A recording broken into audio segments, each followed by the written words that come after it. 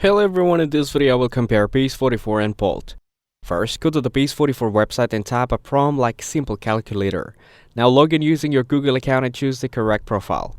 Once you're in, you'll land on a workspace where you can enter prompts.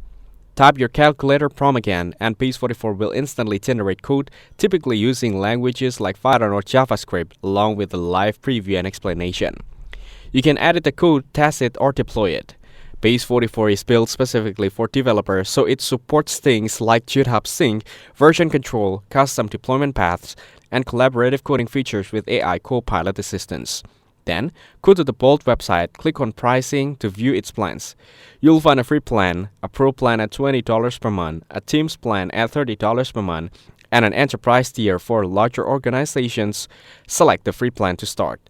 Now sign in with your Google account. After logging in, type simple calculator just like you did in Base44.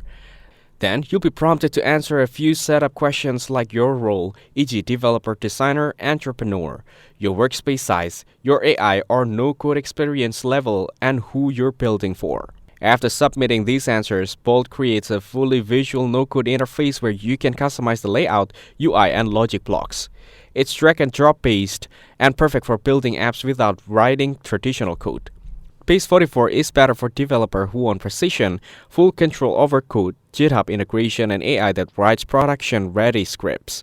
It's ideal for coders building tools, APIs, or scripts.